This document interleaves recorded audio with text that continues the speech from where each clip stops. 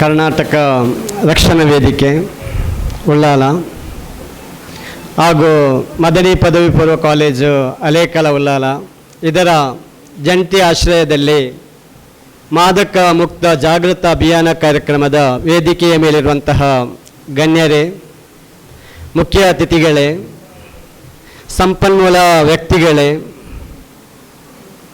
ಕರ್ನಾಟಕ ರಕ್ಷಣಾ ವೇದಿಕೆಯ ಪದಾಧಿಕಾರಿಗಳೇ, ನನ್ನ ಸಹೋದ್ಯೋಗಿ ಮಿತ್ರರೇ, ಪ್ರೀತಿಯ ವಿದ್ಯಾರ್ಥಿನಿಯರೇ, ಇಂದು ನಾವು ಒಂದು ಮಹತ್ತರವಾದಂತಹ ಬಹಳಷ್ಟು ಮುಖ್ಯವಾದಂತಹ ಸಮಾಜದ ಬಗ್ಗೆ ಇರುವಂತಹ ಒಂದು ವಿಷಯದ ಬಗ್ಗೆ ಚರ್ಚಿಸಲಿಕ್ಕಾಗಿ ಇಲ್ಲಿ ನಾವು ಸೇರಿದ್ದೇವೆ. ವಿದ್ಯಾರ್ಥಿಗಳೇ, ನಾವು ನಮ್ಮ ಜೀವನದಲ್ಲಿ ಕೆಲವು ವಿಷಯಗಳು ಸಂತೋಷವನ್ನು ಕೊಡುತ್ತದೆ. ಉದಾಹರಣೆಗಾಗಿ ತೆಗೆದುಕೊಳ್ಳುವುದಾದರೆ, ನೀವು ಸಂಜೆ ಕಾಲೇಜು ಮುಗಿಸಿ ಮನೆಗೆ ಹೋಗಿದಾಗ ನಿಮ್ಮ ತಂದೆ ತಾಯಿ ಅಥವಾ ತಾಯಿ ನಿಮಗೆ ರುಚಿಕರವಾದಂತಹ ನಿಮಗೆ ಇಷ್ಟವಾದಂತಹ ವಸ್ತುವನ್ನು ನಿಮ್ಮ ಕೈಗೆ ಇಟ್ಟಾಗ ಬಹಳಷ್ಟು ಸಂತೋಷವಾಗುತ್ತೆ, ತುಂಬ ಖುಷಿಯಾಗುತ್ತೆ, ಹೌದಲ್ವಾ?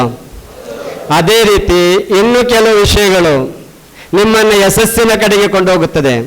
ಉದಾಹರಣೆಗಾಗಿ ತೆಗೆದುಕೊಳ್ಳೋದಾದರೆ, ಪ್ರೀತಿಯ ವಿದ್ಯಾರ್ಥಿಗಳೇ, ನೀವು ಚೆನ್ನಾಗಿ ಕಲಿತು ಪದವಿಯನ್ನು ಪಡೆದು ಡಿಗ್ರಿಯನ್ನು ಪಡೆದು ಉತ್ತಮವಾದಂತಹ ಒಂದು ಉದ್ಯೋಗಕ್ಕೆ, ಕೈ ತುಂಬ ಸಂಬಳ ಸಿಗುವಂತಹ ಉತ್ತಮವಾದಂತಹ ಒಂದು ಉದ್ಯೋಗಕ್ಕೆ ಸೇರಿದಾಗ ನಿಮ್ಮ ಯಶಸ್ಸುಗೆ ನೀವು ಮುಟ್ತೀರಿ, ಮತ್ತೆ ಅದೊಂದು ಸಂತೋಷ ಸಿಗುತ್ತೆ.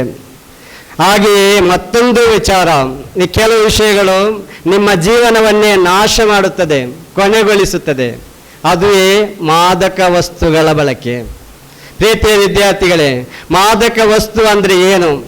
ವ್ಯಕ್ತಿಯ ಮೆದುಳಿಗೆ, ನರಮಂಡಲಕ್ಕೆ, ಅವನ ವರ್ತನೆಗೆ, ಅವನ ಭಾವನೆಗೆ, ಅವನ ದೈಹಿಕ ಚಟುವಟಿಕೆಗಳಿಗೆ ದುಷ್ಪರಿಣಾಮವನ್ನು ನೀಡುವಂತಹ ಒಂದು ವಸ್ತುವೇ ಅದು ಮಾದಕ ವಸ್ತು.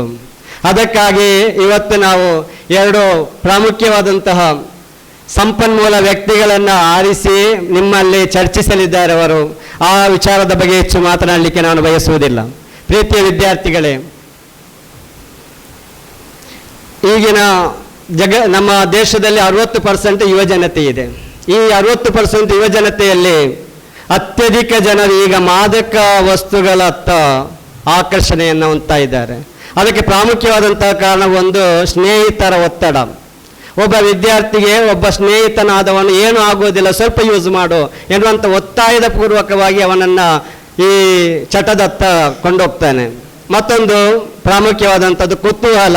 ಏನು ಆಗೋದಿಲ್ಲ, ತಿಂದು ನೋಡು, ಏನೂ ಆಗೋದಿಲ್ಲ ಅಂತ ಹೇಳ್ತಾರೆ. ಆವಾಗ ಅದನ್ನು ತಿನ್ನುವುದರ ಮೂಲಕ ಆ ಚಟಕ್ಕೆ ನೀವು ಬಲಿಯಾಗ್ತೀರಾ.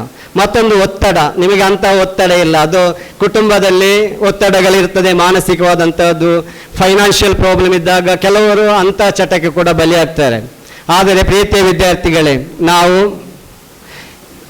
ಉತ್ತಮವಾದಂತಹ ಜೀವನವನ್ನು ಪಡೆಯಬೇಕಾದ್ರೆ ಮಾದಕ ಮುಕ್ತವಾದಂತಹ ಭಾರತವನ್ನು ನಿರ್ಮಿಸೋಣ.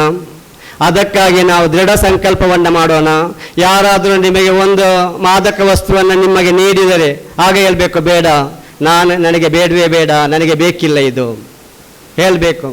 ಯಾವುದೇ ಮುಜುಗರ ಬೇಡ, ಅದರಲ್ಲಿ ಯಾವುದೇ ಒತ್ತಾಯಕ್ಕೂ ಮನೆಯದೆ ನನಗೆ ಬೇಡವೇ ಬೇಡ ಅಂತ ಹೇಳುವಂಥ ಮನಸ್ಸು, ದೃಢ ಸಂಕಲ್ಪವನ್ನು ಮಾಡಿ. ಮತ್ತು ನನಗೆ ಆರೋಗ್ಯ ಮುಖ್ಯ ಅಂತ ಎರಡನೇದ್ದು ನಿಮ್ಮ ಧ್ಯೇಯವಾಕ್ಯ ಇರಲಿ. ಆರೋಗ್ಯ, ಜೀವನ ನನಗೆ ಮುಖ್ಯ ಅಂತ ಹೇಳಿ. ಮೂರನೆಯದ್ದು, ನಾನು ಯಾವುದೇ ಕೆಟ್ಟ ಚಟಕ್ಕೆ ಬಲಿಯಾಗುವುದಿಲ್ಲ ಅಂತ ದೃಢ ಸಂಕಲ್ಪವನ್ನು ಮಾಡುವುದರ ಮೂಲಕ ಈ ಕಾರ್ಯಕ್ರಮವನ್ನು ನಾನು ಉದ್ಘಾಟಿಸ್ತಾ ಇದ್ದೇನೆ. ಜೈ ಹಿಂದ್, ಜೈ ಕರ್ನಾಟಕ.